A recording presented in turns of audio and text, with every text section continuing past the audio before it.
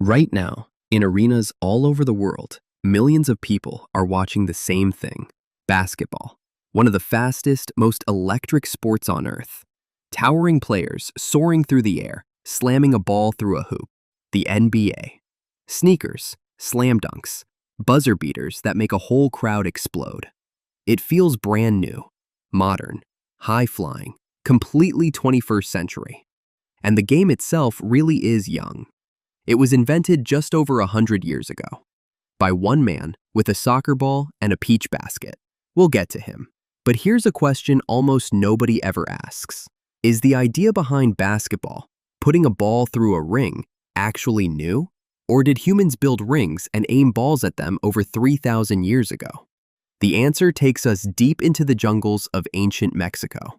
But first, let's strip basketball all the way down to its bones. What is it really, underneath the sneakers and the slam dunks?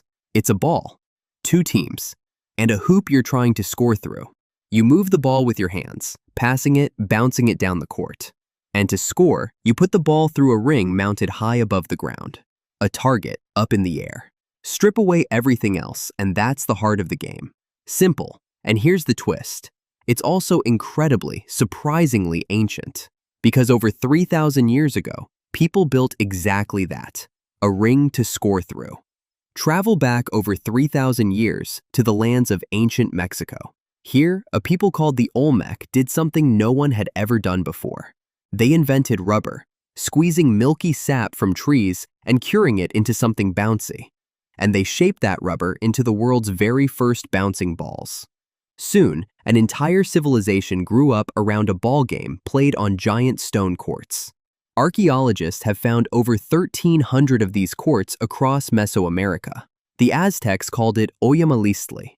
The Maya had their own name for it too. And this game was not gentle. It was rough, heavy, and dangerous. Players moved the heavy rubber ball by striking it with their hips. No hands, no feet, just hips, forearms, and sometimes padded gear. And these balls were heavy. Some weighed as much as a bowling ball.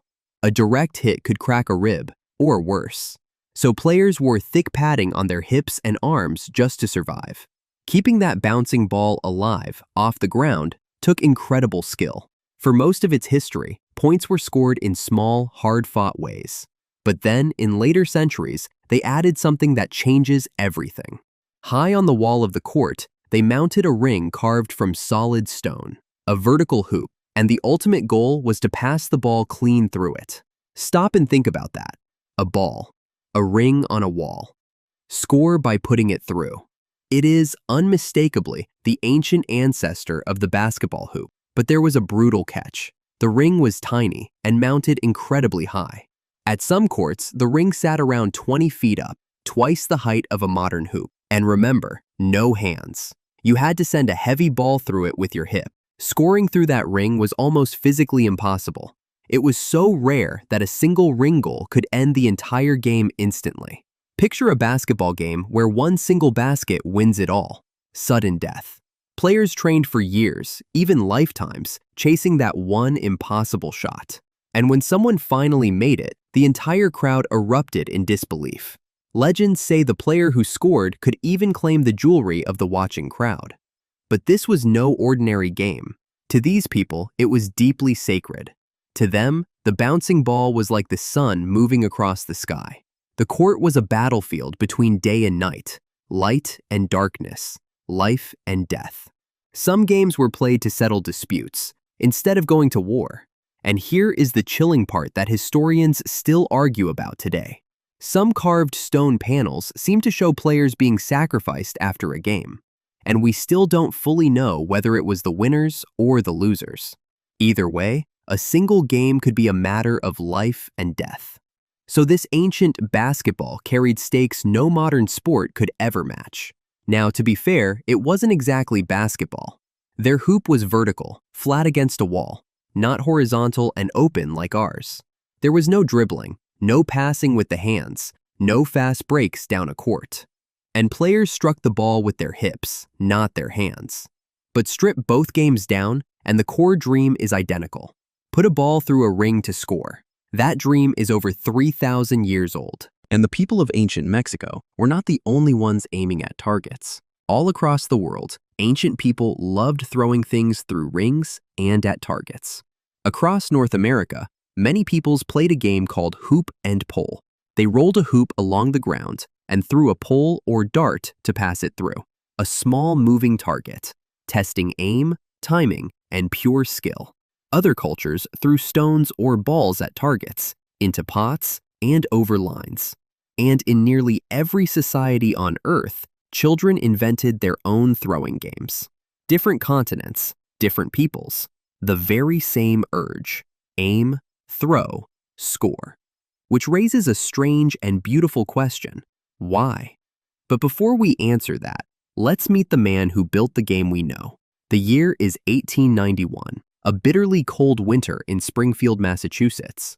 A young teacher named James Naismith had a real problem on his hands. His students were trapped indoors, bored and restless in the freezing cold.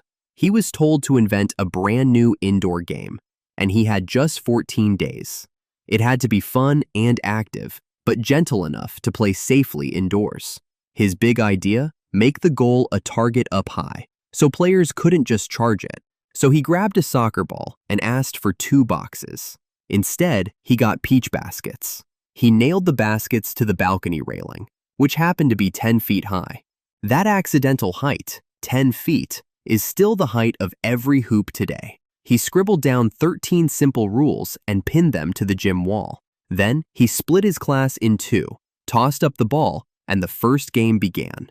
It was chaotic and clumsy, and the entire first game ended just 1-0. And there was one very funny problem nobody had thought about. The peach baskets still had their bottoms, so every single score got stuck inside. After every basket, someone had to climb a ladder to fish the ball back out. Eventually, someone simply cut the bottoms out, and the modern net was born. The students loved it. They wrote home about it, and the game spread like wildfire. Through the YMCA, it raced across America in just a handful of years. Then it crossed oceans, and by 1936, it was an Olympic sport. Today, hundreds of millions of people play it in nearly every country on Earth. From a frozen gym and a peach basket to a global obsession. Which brings us back to that beautiful question: why does this feel so good? Why do humans everywhere feel the urge to put a ball through a ring? The answer is older than basketball, older than the Maya, older than farming itself. For most of human history, survival depended on one thing: aim. Humans are the only animals that can throw fast and accurately at a target. Our shoulders evolved into living slingshots, built to launch things with deadly precision. A human who could aim and throw could hunt from a distance and eat. So evolution made hitting a target feel wonderful, really, deeply wonderful. Landing the shot floods the brain's reward system like a tiny firework. A hoop is just a target, and we are built, body and brain, to love hitting targets. That's why a buzzer beater makes a stadium of strangers scream as one. And it's the very same thrill the Maya felt for an impossible shot 3,000 years ago. So, did ancient humans play basketball? Not exactly. They had no dribbling, no open hoop, no slam dunks, no shot clock. But they carved stone rings high on a wall and spent lifetimes trying to score through them. The Maya dreamed it. Native peoples aimed for it, and Naismith finally perfected it. The rules are brand new. The target is ancient. We didn't invent the urge to aim and score. We just hung the hoop a little lower. For thousands of years, humans have gathered, picked sides, and aimed at a ring together. Not for food, not for survival, just for the electric joy of the perfect shot and the feeling of belonging to a team that scored together. So the next time you watch a buzzer beater drop through the net, remember, you're chasing a target humans have loved for 3,000 years. A ball, a ring, and the ancient electric joy of the perfect shot.